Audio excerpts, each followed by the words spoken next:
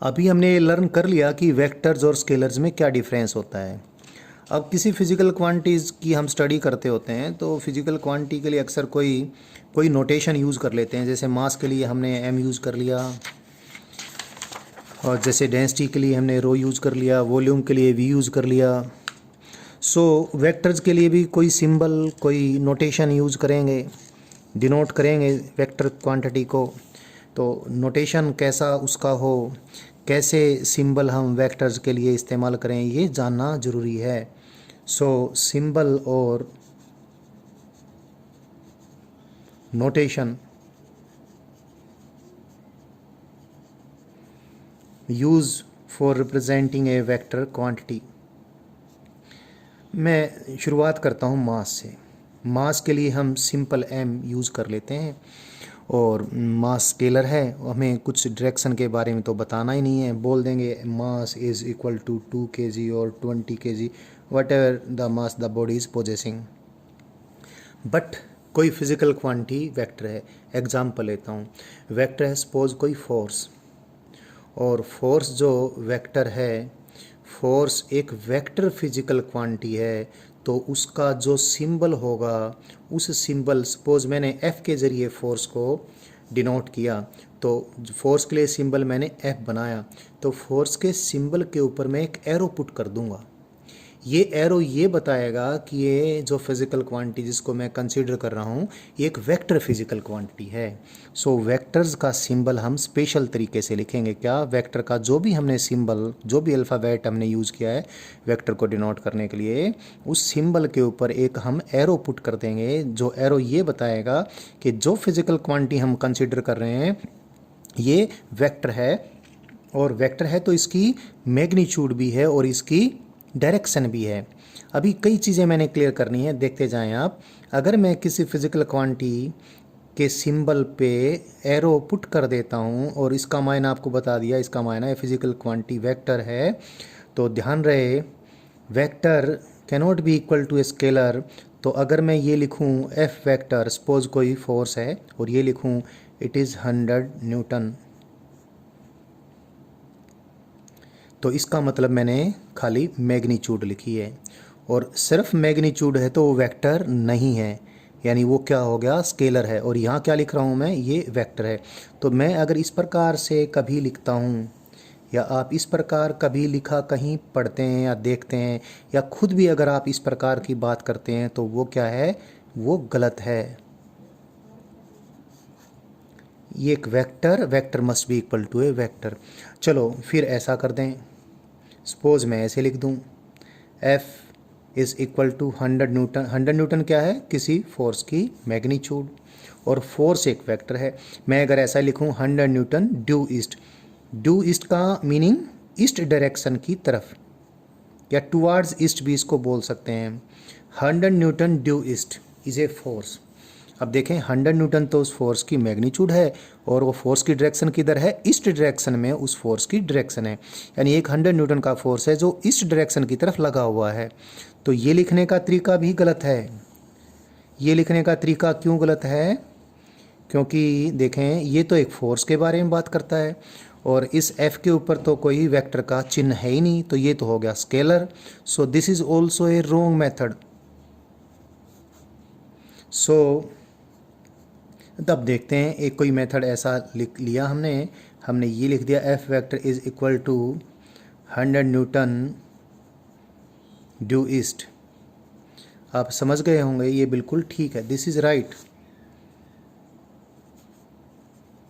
बिल्कुल ठीक है। ये इधर एक वेक्टर है, और vector is equal to a vector that is which has magnitude as well as direction.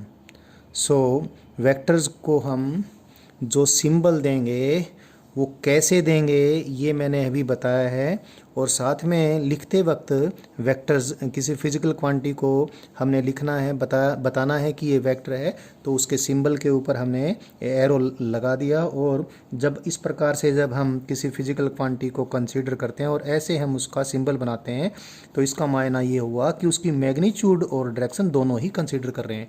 यहाँ पर एक चीज़ आप ध्यान से सुन लें, किसी वेक्टर की मैग्नीट्यूड तो स्केलर है, वेक्टर वेक्टर तब होता है जब उसकी मैग्नीट्यूड और डायरेक्शन दोनों ही हों।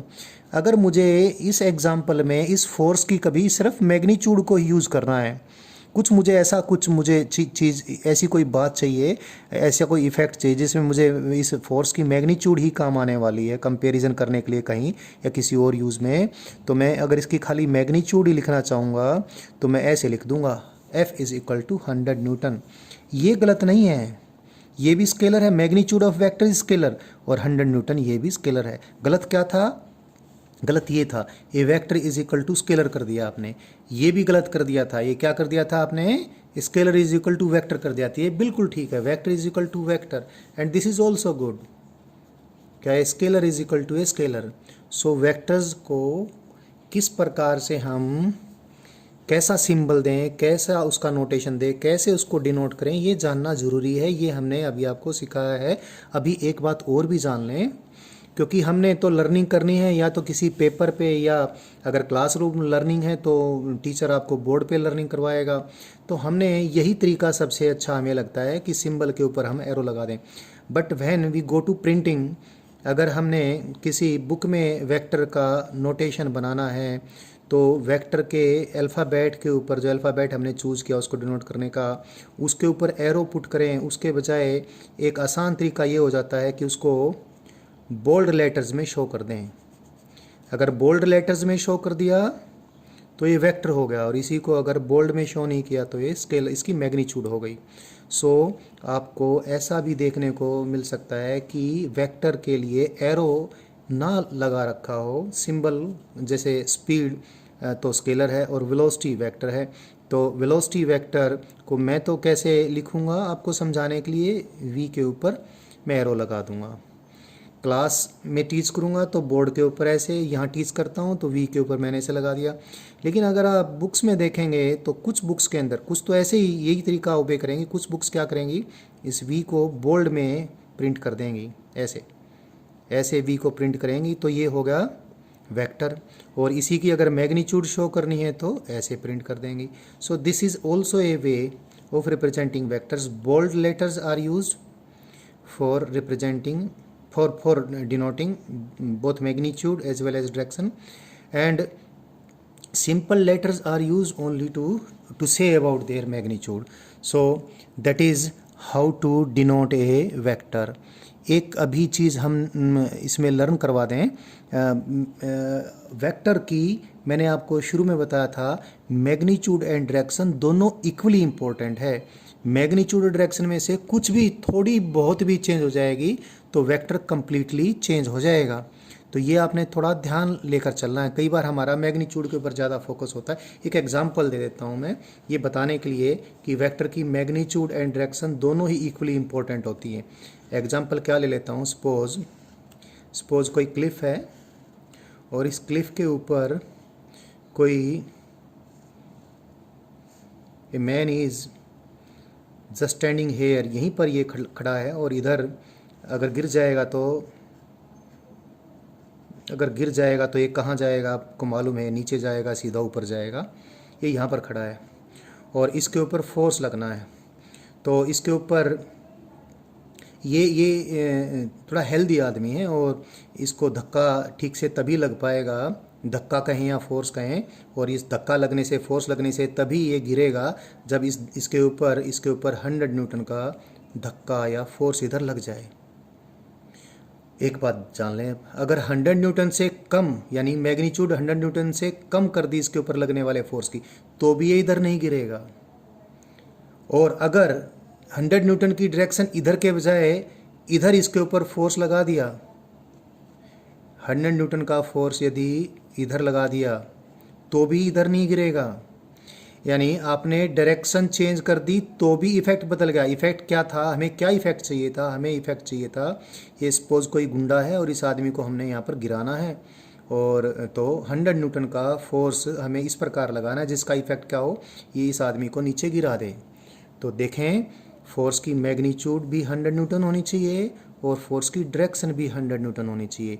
अगर मैग्नीट्यूड 100 न्यूटन के बजाय कुछ और हो गई, 100 न्यूटन से कम होगी, तो जो डिजायर्ड इफेक्ट है वो हमें नहीं मिलेगा, और डायरेक्शन भी चेंज होगी तो भी जो डिजायर्ड इफेक्ट है हमें नहीं मिलेगा। एक और एग्जांपल ले लेते हैं। सपोज यहाँ ये कोई क्रॉसिंग है, इस क्रॉसिंग पे इधर इधर भी कोई सपोज ये अभय सिंह चौक है रेवाड़ी का, और इधर तो आरपीएस स्कूल की तरफ जाने वाला रोड है, और इधर धारूहेड़ा चुंगी है,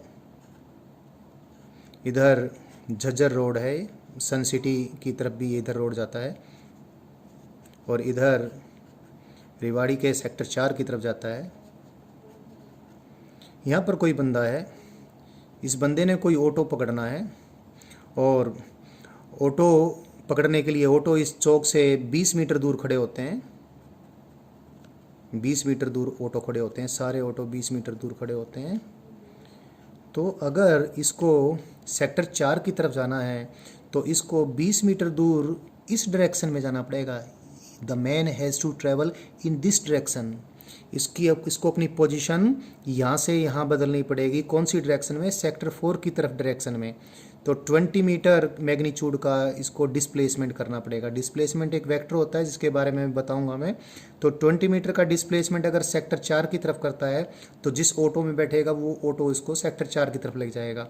और 20 मीटर का डिस्प्लेसमेंट अगर ये आरपीएस स्कूल की तरफ इस डायरेक्शन में टुवार्ड्स दिस डायरेक्शन जो लगभग ईस्ट बैठती है, तो ईस्ट डायरेक्शन के अंदर अगर ये डिस्प्लेसमेंट करेगा 20 मीटर का, तो फिर जो ऑटो मिलेगा उसको आरपीएस स्कूल की तरफ ले जाएगा।